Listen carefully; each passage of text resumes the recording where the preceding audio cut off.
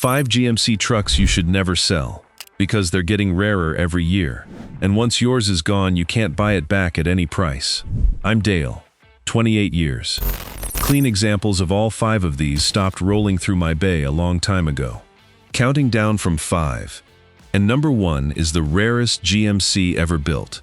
Let's get into it.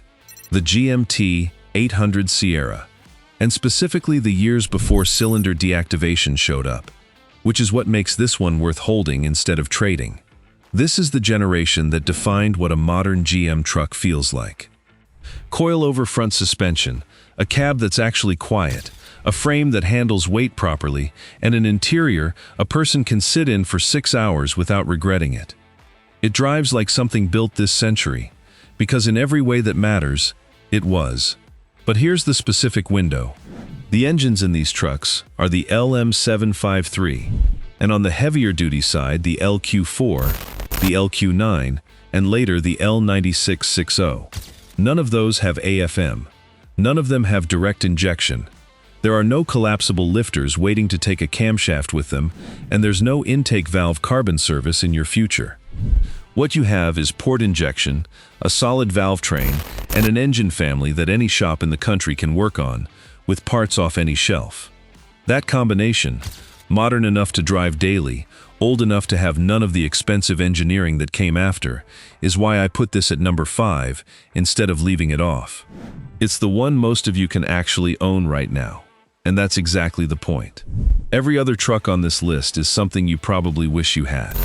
This is the one a huge number of you already do, sitting in the driveway, doing the grocery run, and most owners have no idea they're driving the last simple GM half-ton. They think of it as just a truck, because right now it still is one. The window to appreciate what it is closes a little every year, quietly, while it's still cheap enough that nobody's paying attention. So why is it getting rarer? 2 reasons, and neither one is glamorous. Rust. These trucks are hitting 20 and 25 years old, and the ones that lived where salt gets used are rotting at the cab corners, the rockers, the bedsides, and the frame. A truck can run perfectly and still be finished, and a lot of them are. A mechanically flawless drivetrain doesn't help you when the frame's turning to lace underneath it. That's the cruel part. The engines outlive the bodies on these, so the survivor pool isn't limited by the good part, it's limited by the sheet metal around it. And mileage. These were work trucks. Most got used exactly the way they were built to be used, which means the average survivor has been worked hard for 2 decades. Which leaves a shrinking pool of straight, rust-free, honest mileage examples, and I notice it in my shop. 10 years ago, clean ones were routine. I'd see 2 or 3 a week and think nothing of it. Now, when one comes in, I walk around it, because it's become a thing worth looking at. That shift didn't happen because anybody decided these were special. It happened because the ordinary ones quietly wore out and got scrapped. And one day the clean one that used to be common was suddenly the exception. That's how every one of these trucks became rare. Not with an announcement, just with time. Here's the part I want you to sit with, because it's not obvious yet. Right now this truck reads as a used truck. In 10 years it reads as the last version of something. The last GM half-ton generation with no cylinder deactivation, no direct injection, and no screen running the cabin. The same thing happened to the generation before it, and nobody saw it coming that time either. Honest note, it isn't a collector truck today. It doesn't have the styling that drives auction money, and there were millions built. Nobody's paying a premium for one this year. But you're not holding it for this year. You're holding it because a clean one is already hard to find, and there is no path to it getting easier. Every winter takes a few more. Number 4, though, has something under the hood that GM doesn't build anymore at all. One quick thing while we're here. Whatever you're holding, the maintenance that keeps it on the road and holding its value, the actual schedule, written for the owner, not the shop, that's in the 500,000-mile GMC blueprint. Links in the description. Back to the list. The 8.1 Vortec. 496 cubic inches of gasoline big block, sitting in a 2500 HD or a 3500 HD. And GM doesn't make anything like it now. Not a smaller version, not an updated version. The gasoline big block is done. And this was the last one. Understand what this engine actually is. Iron block, iron heads, enormous displacement, and torque that arrives so low in the rev range that pulling weight barely registers as effort. No AFM, no direct injection, no turbochargers, no intercooler, no high-pressure fuel system, no cooling package running near its limit to make big numbers out of small displacement. It makes its power the old way, by being large. If you've pulled a heavy trailer over a long grade with one of these, you know the feeling I'm describing. The engine doesn't downshift and scream. It just leans into it. And because it's producing that torque without stress, the heat load is manageable and the parts count is low. Fewer systems to fail is not a small thing on a truck that works. Here's the scarcity story, and it's driven by the people who use these rather than the people who collect them. Anyone who tows heavy and doesn't want a diesel has a short list, and the 8.1 is at the top of it. No diesel emissions hardware. No particulate filter, no exhaust fluid, no injector bills that run into 4 figures apiece, just gasoline, spark, and displacement. So the towing crowd has been quietly holding on to these for years, and the ones that come up for sale get bought fast by somebody who already knew exactly what he was looking for. Meanwhile, the supply only shrinks. Production ended around 2006 for the pickups. These trucks did real work for 2 decades, and the clean, low-mileage ones were never common to begin with, because HD trucks don't get bought to sit. Honest about the trade-off, because I'm not going to sell you a fantasy. It drinks fuel, loaded, unloaded, uphill, downhill. A 496 cubic inch gas engine uses fuel, and there's no clever way around it. If you commute in one, you'll feel it every week. But that's precisely why holding it makes sense. You don't keep this truck to save money on gas. You keep it because it does heavy work with mechanical simplicity that is no longer available at any price, from anybody, new. The replacement for a gasoline big block isn't a better gasoline big block. It's a diesel with an emissions system, or a smaller engine working harder. If yours runs well and the body's solid, that's not an old truck. That's the end of a line. Number 3 is the one the market has already noticed, and prices are moving right now. The GMT800 SIERRA. Everybody calls it OBS, old body style, and that nickname is doing a lot of work these days because it stopped meaning outdated and started meaning desirable. This is the generation between the square bodies and the GMT800. 10 model years, and the shape has aged in the best possible way.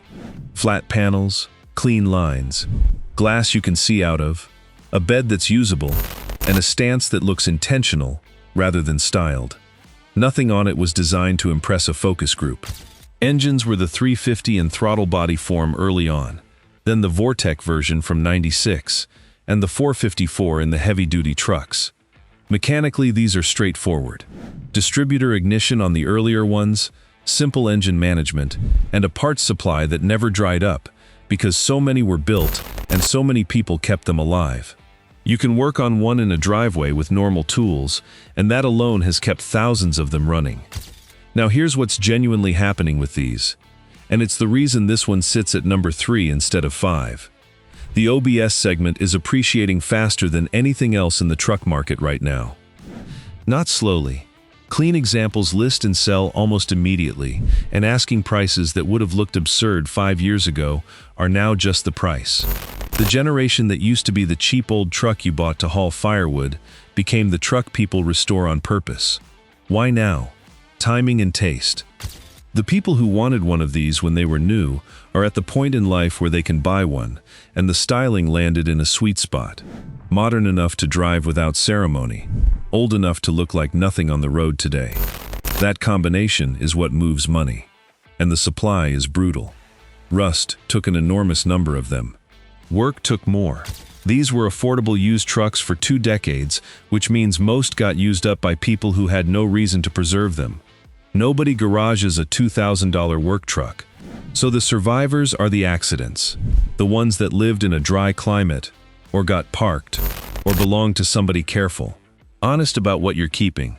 It's a 30-year-old truck. 98,000 miles on the odometer doesn't mean the seals are new.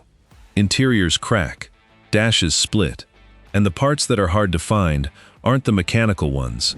They're the trim pieces, and the good glass, and the clean seats. But if you already own a straight one, understand your position. You're holding an asset in the hottest part of the truck market, and the direction of travel is not subtle. Selling now means buying back later at a number you won't like. Number 2 crossed from used truck into collector territory years ago. The square body GM called it the rounded line generation, which nobody has ever said out loud.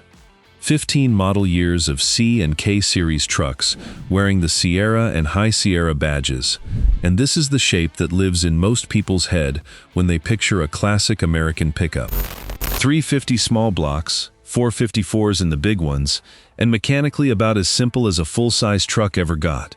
Carburetor, distributor, points then electronic ignition, a frame you can see every part of, and body panels that bolt on.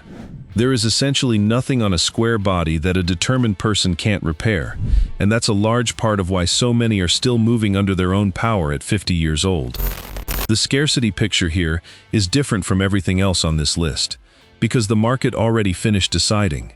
These are collector trucks now. Full stop. That transition happened over the last decade, and it happened decisively.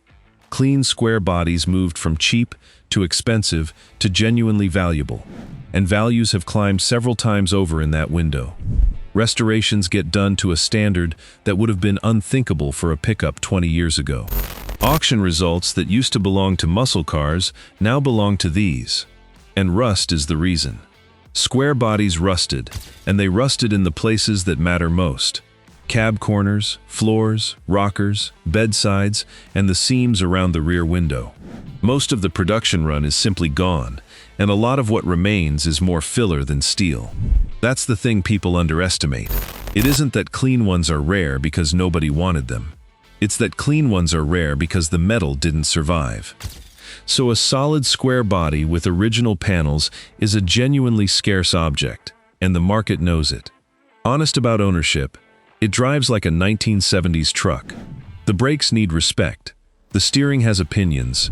The seat isn't going to love your back on a long trip. And the fuel economy is what it is. This is not a comfortable daily driver by any modern standard, and pretending otherwise does nobody a favor. But nobody keeps one for comfort. You keep it because it is the most recognizable pickup shape ever built, because you can fix any part of it yourself, and because clean ones are finite and the number only goes down. If one's sitting under a cover in your garage right now, you don't own a project. You own the part of this list that's already been priced. And then there's number 1, the rarest GMC ever built, and the most valuable. The Syclone and the Typhoon. The Holy Grail, and it isn't close. Let me get the specification right first, because this is the thing people get wrong constantly, and it matters. There is no V8 in either of these. The engine is a turbocharged 4.3-liter V6, with an intercooler, feeding a full-time all-wheel drive system, making 280 horsepower from the factory.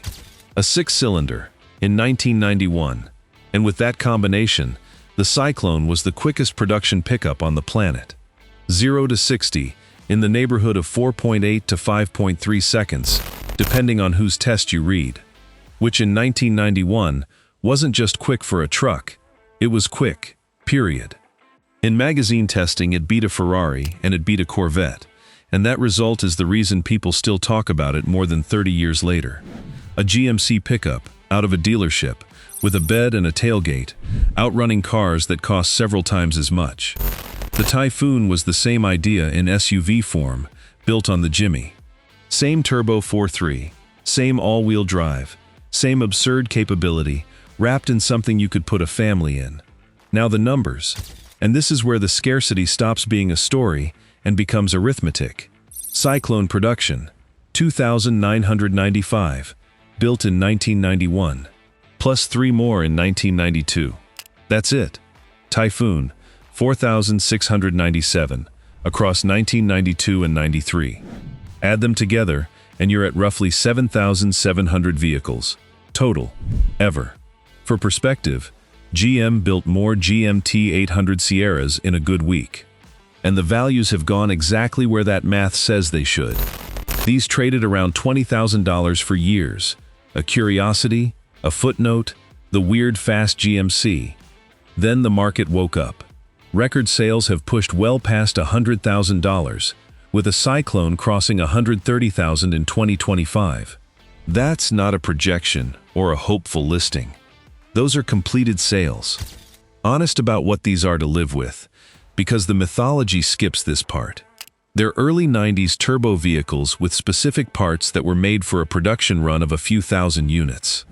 The turbo, the intercooler plumbing, the all-wheel drive hardware, and the interior trim are not things you order on a Tuesday. Modified examples are common, and originality now carries a large share of the value, which means a nice, unmolested one is scarcer than the production numbers alone suggest. And they were never comfortable, stiff, loud, and built for one purpose, none of which is an argument to sell. It's the opposite. If a Syclone or a Typhoon is in your possession, you are holding the most valuable and most exclusive vehicle GMC has ever put its name on. It's a badge that exists nowhere else, a production run measured in single-digit thousands, and an appreciation curve that has been steep and shows no sign of flattening. You will not build another one, and GMC will not either. Never sell it. There is no version of that trade you win. So there it is. 5 GMC trucks, and one thing they share: the clean ones are disappearing every single year, and nothing being built now replaces them. Rust takes them, work takes them, time takes them, and the survivors get scarcer and worth more while the rest of us watch it happen. If you want the maintenance side of this, how to keep a GM truck alive to 500,000 miles, written for the owner, no mechanic, no lift. That's the 500,000-mile GMC blueprint, linked in the description. I'm Dale. If one of these is in your driveway, keep it. You can't buy it back.